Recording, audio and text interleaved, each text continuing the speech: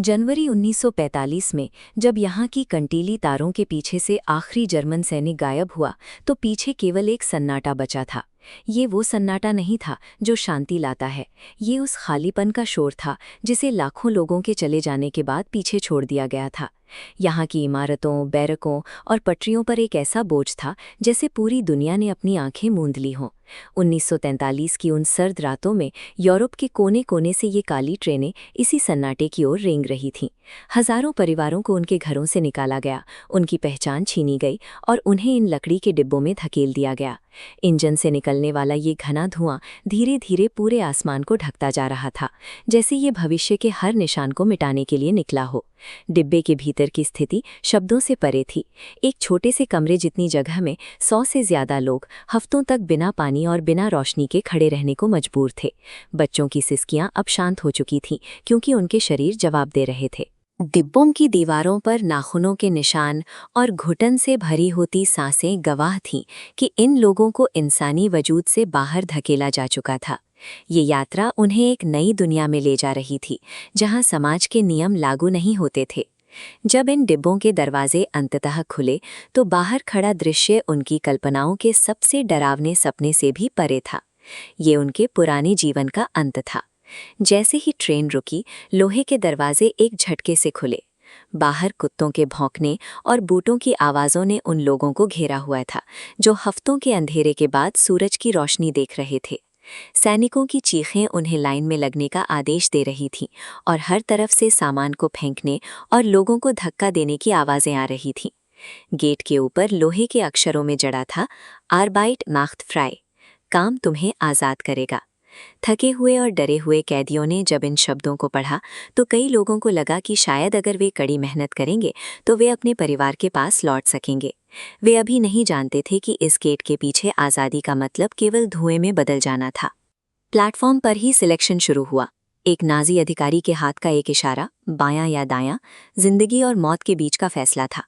जो मजबूत दिखते थे उन्हें दाईं ओर भेजा गया, जो बूढ़े, कमजोर या छोटे बच्चे थे उन्हें बिना किसी सवाल के बाईं ओर की भीड़ में शामिल कर दिया गया। एलियास ने अपनी बहन मिरियम का हाथ थाम रखा था, लेकिन एक सैनिक की बंदूक ने उन्हें अलग कर दिया। मिरियम को उस भीड़ की ओर धकेल दिया गया जो कभी वापस नहीं आने वाली थी।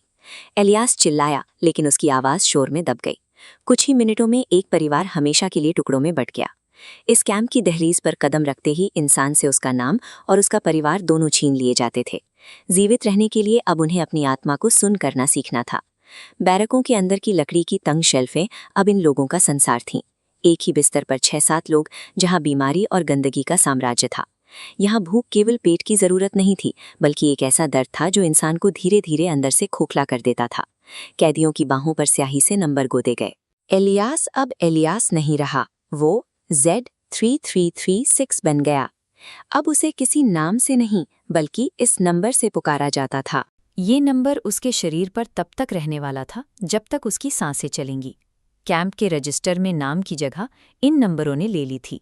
जब कोई कैदी मरता तो रजिस्टर में उसका नाम नहीं बल्कि उसका नंबर काट दिया जाता था। इंसान को एक वस्तु में बदल दिया गया था जिसकी गिनती स्टॉक की तरह की जाती थी।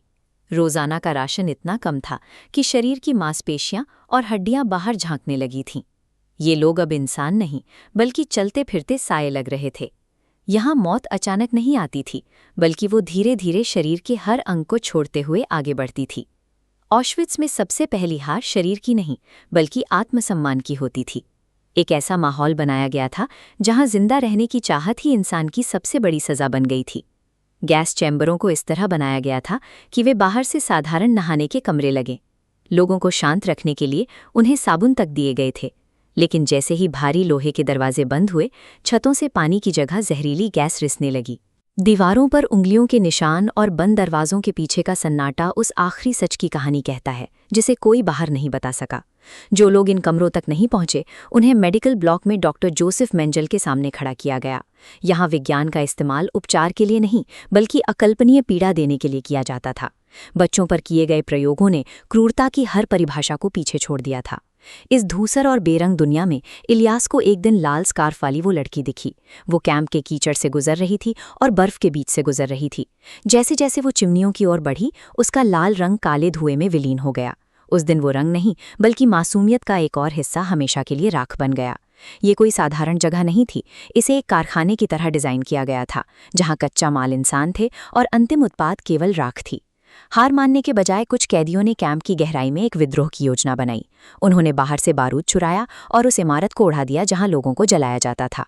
वे जानते थे कि वे शायद नहीं बचेंगे, लेकिन वे चाहते थे कि दुनिया को पता चले कि इस धुएं के पीछे क्या छुपा था। जनवरी 1945 में जब सोवियत सेना यहां पहुंची तो इन सैनिकों के चेहरे पर जीत की खुशी नहीं बल्कि एक गहरा सदमा था। उन्होंने युद्ध देखे थे, लेकिन उन्होंने कभी वो नहीं देखा था जो ऑश्विट्ज़ की इन दीवारों के भीतर कैद था। वहां जूतों के हजारों जोड़े उन लोगों की गवाही थे। हर जूता एक अधूरी कहानी था।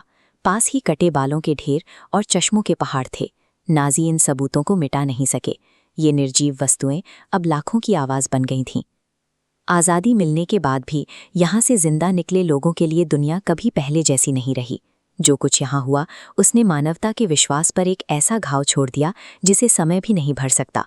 आज ये कैंप एक स्मारक है जो हमें याद दिलाता है कि नफ़रत कितनी व्यवस्थित हो सकती है। राक्षस अंधेरे में पैदा नहीं होते, वे तब पैदा होते हैं जब पूरी दुनिया चुप रहती है।